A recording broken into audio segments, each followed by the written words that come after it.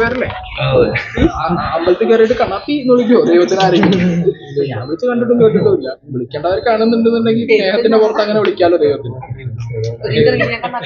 കണ്ണാപ്പി എന്നൊക്കെ പറയുന്നതിനോട് അതൊക്കെ ഞാൻ സന്തോഷത്തിലെടുക്കും. രസമല്ലേ? ചേച്ചി എങ്ങനെയുണ്ട് കണ്ണാപ്പിനെ? ഇപ്പൊ കണ്ണാപ്പിന്നല്ലേ വിളിക്കണേ. പണ്ട് വേറെ അതൊന്നും മാറിയില്ലേ? അത് മതി.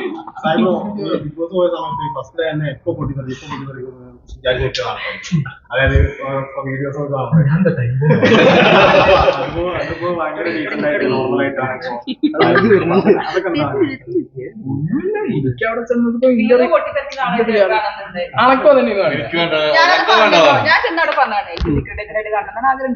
അല്ല എല്ലാവർക്കും ആഗ്രഹം കൊണ്ടാണല്ലോ എല്ലാവരും സപ്പോർട്ട് ചെയ്യുന്നത്. പക്ഷെ ശാന്തനായി പോയി. പക്ഷെ അത്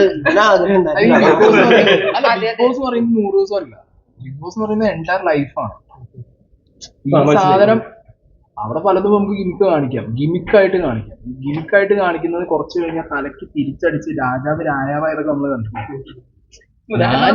ഞാൻ ഈ റിയാലിറ്റിയിൽ നിൽക്കുന്ന ഞാൻ ഇനി അങ്ങോട്ടും മരണം വരെ ഈ റിയാലിറ്റിയിലാവും. പിന്നെ അവിടെ ആർക്കും ഹോണ്ട് ചെയ്യാൻ പറ്റില്ല. എനിക്ക് റിഗ്രറ്റ്സ് ഇല്ല. മറ്റേതെന്തായി വേറൊരു സാധനം എടുത്ത് മുഖത്ത് വെച്ച് എന്നിട്ട് പിന്നെ പുറത്തിറങ്ങി അത് കണ്ടിന്യൂ ചെയ്യാൻ പറ്റാതെ അത് പൊട്ടിത്തകർന്നു. പിന്നെ അടുത്ത സീസൺ തുടങ്ങുമ്പോഴത്തേക്കും ഇപ്പുറത്തെ രാജാവ് ഉണ്ടായിരുന്ന ചത്തുകുത്തി സൈഡിൽ എന്തിനാ അതിന്റെ ആവശ്യം? അല്ല, ഇതിനകത്ത് പ്രധാനപ്പെട്ട ആൾക്കാർ പറയുന്ന കാര്യം എന്ന് വെച്ചാൽ പുറത്തു നിന്ന് ഈ ബിഗ് ബോസിലെ ഓരോ കണ്ടസ്റ്റന്റിനെ റോസ്റ്റ് ചെയ്യണ സമയത്ത് ഇതായിരുന്നു ബിഗ് ബോസ് സംസാരിച്ചു. അകത്ത് പോയപ്പോ ശരിക്കും അയ്യോ എങ്ങനെയൊന്നും പറയേണ്ടിയിരുന്ന എല്ലാ കാര്യങ്ങളും അങ്ങനെയല്ലേ. കമന്ററി ക്രിക്കറ്റിൽ എന്ന് പറയുന്ന ആളുകൾ ഒരു ബാറ്റ് എടുത്ത് കൊടുത്തു. സച്ചിനെ ഡ്രൈവ് പഠിപ്പിക്കും. പോയി ഡ്രൈവ് അടിക്കാൻ പറ്റുമോ? വിരാട് കോഹ്ലിനെ സിക്സ് അടിക്കാൻ പഠിപ്പിക്കും. സിക്സ് അടിക്കാൻ പറ്റുമോ? അങ്ങനെയാണ് കളി. അത് എല്ലാ ഫീൽഡിലും അങ്ങനെ തന്നെയാണ്. ഇവിടെ മാത്രമൊന്നുമല്ല. ബിഗ് ബോസിൽ ഉണ്ടായിരുന്നവരെ വിമർശിച്ചപ്പോൾ സ്വയം ബിഗ് ബോസിലോട്ട് പോവാണ്. അപ്പം എനിക്കും വിമർശനങ്ങൾ വരുമെന്ന്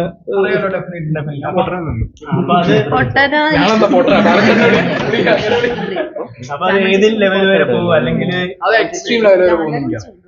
മതവും രാഷ്ട്രീയമായിരുന്നു ഞാൻ മെയിനായിട്ട് സിനിമ. ഏത് എക്സ്ട്രീമിലും പിന്നെ ട്രോൾ ചെയ്യും അല്ലെങ്കിൽ എനിക്ക് വിമർശനങ്ങൾ വരുന്ന. പക്ഷെ വിമർശിക്കുന്നതും അരിയാണ്, എല്ലാ അരിയാണ്. End of the day monetary ബെനിഫിറ്റും ആയിരിക്കും, ട്രാക്ഷൻ ആയിരിക്കും. പിന്നെ അത്രേ ഉള്ളൂ. ഞാൻ വേറെ എന്റെ ലൈഫിൽ എന്റെ പേഴ്സണൽ ലൈഫിലേക്ക് ഇതൊന്നും ബാധിക്കാതിരുന്നത് എനിക്ക് ആ വിഷയമാണ്. സായി ബിഗ് ബോസിൽ പോയതിനു ശേഷം സായി വെറുത്തിരുന്നവരൊക്കെ ഇഷ്ടപ്പെടാൻ തുടങ്ങിയെന്ന് കുറെ ആളുകൾ വന്ന് കമന്റിലൊക്കെ വന്ന് പറയുന്നത്.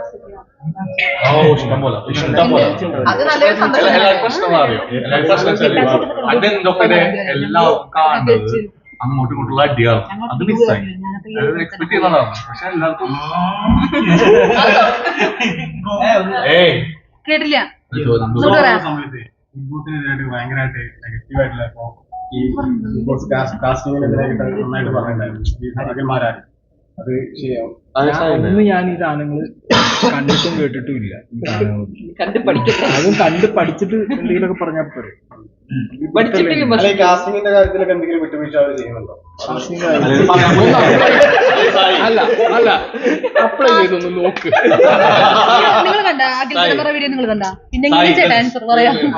ഒരു വിഷയം അഖിൽമാർ പറഞ്ഞ് സം ഓഫ് അഡ്ജസ്റ്റ്മെന്റ്സ് നടക്കുന്നുണ്ട്. ലേഡീസ് ബിഗ് ബോസിൽ കയറാൻ വേണ്ടിട്ട് അങ്ങനത്തെ പ്രശ്നം പറഞ്ഞു. ആളെ പേര് പറഞ്ഞില്ല. അപ്പൊ ആള് ചോദിച്ചെന്ന് വെച്ചാല് എനിക്ക് വല്ല അറിവുണ്ടോ ചോദിച്ചത്. അറിവില്ല. അറിവുണ്ടോ? നിങ്ങൾക്ക് അറിവുണ്ടോ? അറിവുണ്ടെങ്കിൽ ഞാൻ അതിന്റെ വീഡിയോ ഇട്ടിട്ട് പോകും. ചേട്ടാ ഇവിടെ വന്നപ്പോഴാണ് നിങ്ങൾ പറയുമ്പോ ഞാൻ അറിഞ്ഞിട്ടുണ്ടായിരുന്നു. ഇറങ്ങിയിട്ട് കുറച്ച് ദിവസമായില്ലോ. അതെ, ഞാൻ പറഞ്ഞ കുറെ കേട്ടു എന്തൊക്കെ സംഭവങ്ങൾ. പക്ഷെ എനിക്കറിയില്ല.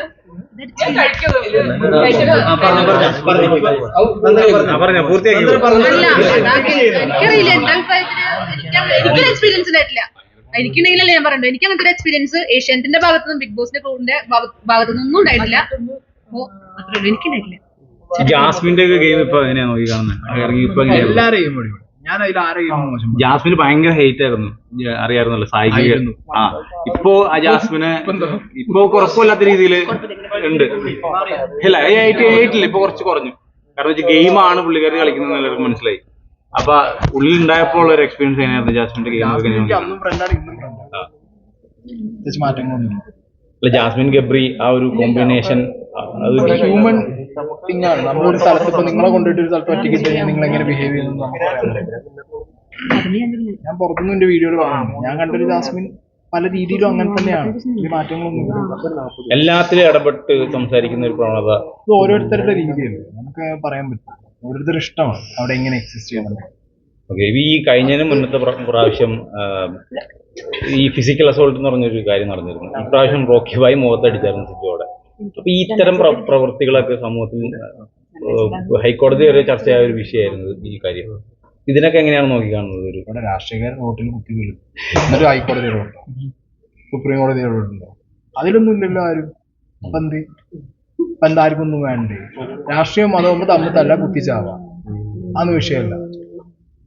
ഇതിനകത്ത് ഇടപെടണം. ഇതിനകത്ത് ഇടപെട്ട് കഴിഞ്ഞാൽ അതിനകത്തുള്ള കാര്യങ്ങൾ മുന്നോട്ട് കൊണ്ടുപോകും. ഒരു ഷോനകത്ത് അത് വൈപ്പ് ചെയ്യാൻ ആളെ കളഞ്ഞില്ലേ, കഴിഞ്ഞ അത്ര തന്നെ ഉള്ളൂ. അയാൾക്ക് ഇനി ബിഗ് ബോസ് എന്ന് പറഞ്ഞ പേരിൽ എക്സിസ്റ്റൻസ് ഇല്ലല്ലോ. സിമ്പിൾ ആണ്. മുകളിൽ വേറെ എനിക്ക് തോന്നുന്നു ഈ ഷോ നിർത്തിക്കണം എന്നൊക്കെ പറയുന്നവരുടെ അങ്ങനെയാണെങ്കിൽ ഞാൻ ഈ പറഞ്ഞ കാര്യങ്ങളൊക്കെ ഒഴിവാക്കണ്ടേ. മതത്തിന്റെ പേരിൽ കുത്തിക്കൊന്നു കഴിഞ്ഞാൽ മതം ഒഴിവാക്കുക ആരെങ്കിലും, രാഷ്ട്രീയ പാർട്ടിയുടെ പേരിൽ കുത്തിക്കൊന്നു രാഷ്ട്രീയം ഒഴിവാക്കുക ആരെങ്കിലും. അതൊക്കെ ഇറലവന്റ് സാധനങ്ങളാണ്. അത് ചുമ്മാ ഒരു ടൈമിൽ പറഞ്ഞിതാക്കാന്നുള്ള കാര്യമില്ല.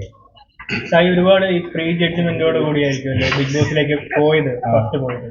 അപ്പൊ അവിടെ ചെന്ന് കഴിഞ്ഞിട്ട് ഞാൻ ഉദ്ദേശിച്ച പരിപാടി ഞാൻ ശരിക്കും ലോ കൈപ്പെട്ടു പോയി എന്ന് തോന്നിയ ഒരു മൊമെന്റ് അല്ലെങ്കിൽ ഞാൻ ഉദ്ദേശിച്ച പോലെ എനിക്ക് ഇതിൽ പെർഫോം ചെയ്യാൻ പറ്റുന്നില്ല എന്ന് തോന്നി. ഞാൻ ഉദ്ദേശിച്ചതിനേക്കാൾ കൂടി ഞാൻ പെർഫോം ചെയ്തു. ഞാൻ എന്റെ മനസ്സിൽ കൃത്യമായ ഒരു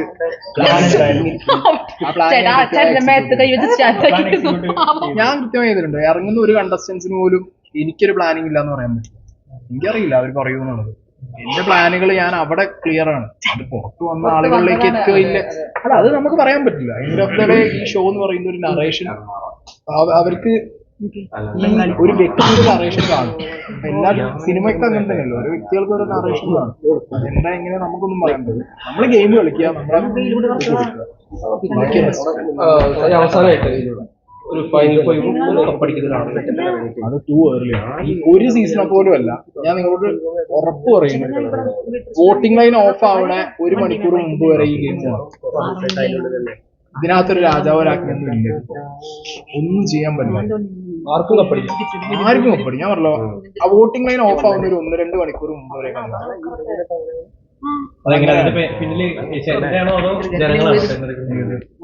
അന്ന് പിന്നെ ജനങ്ങൾ പൊട്ടന്മാരാണ്. ഏഷ്യാനെറ്റ് 10 ആളെ വിളിച്ചിട്ട് 10 കൊടുത്തിട്ടോ. ആ ജനങ്ങളല്ലേ മാറ്റുന്നേ, ജനങ്ങളാണ് മാറ്റുന്നത്. വോട്ടിംഗ് ലൈൻ ഓപ്പൺ അല്ലേ, ജനങ്ങളല്ലേ. ഞാൻ പറഞ്ഞ ആ സാധനം മറക്കരുത്. ജനങ്ങള് വോട്ടിംഗ് ലൈൻ ഓഫ് ആവണ വരെ ഒരാൾക്ക് പെർഫോം ചെയ്യാനുള്ള ഗ്യാപ്പ് ഉണ്ട്. കഴിഞ്ഞ മുന്നത്തെ സീസണിലൊക്കെ 40-50 ഒരാളെ പിടിച്ച് കയറ്റും. പ്രാവശ്യം അതൊന്നും ഉണ്ടായിട്ടില്ലല്ലോ. അവിടെ തന്നെ ആകെ എല്ലാവരും ഓക്കെ വാട്ട് ഈസ് നെക്സ്റ്റ് എന്ന് പറഞ്ഞിട്ടാ നിൽക്കണം. അതൊന്നുമില്ല.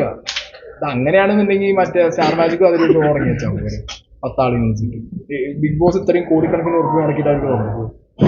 പക്ഷെ ജിൻഡോക്ക് ഭയങ്കര ഫാൻ പവർ ആണ് പുറത്ത്. അപ്പം ആ ഒരു ഫാൻ പവർ വെച്ചിട്ട് ജിൻഡോ കപ്പടിക്കാൻ ചാൻസ് ഉണ്ടോ എന്നാണ് എല്ലാവരും ആർക്ക് വേണമെങ്കിൽ കപ്പടിക്കാം. ഫാൻ പവർ വോട്ട് ആയാലേ കപ്പാവും. Fan power is different, voting സാധനം രണ്ടാണ്. ഞാൻ എപ്പോഴും എന്റെ വീഡിയോയിൽ പറഞ്ഞുള്ള ഒരു കാര്യം, ഒരു ന്യൂട്രൽ ക്രൗഡ് ഉണ്ട് ബിഗ് ബോസ്. അവിടെ ഇവിടെ നിൽക്കാത്ത ഒരു ന്യൂട്രൽ ക്രൗഡ്. അവരാർക്കും കുത്തുന്നു എന്നുള്ളത് അവസാനം മനസ്സിലാവും.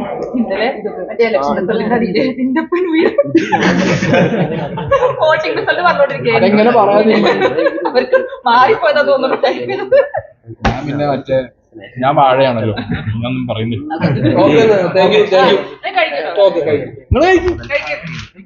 കഴിയാം.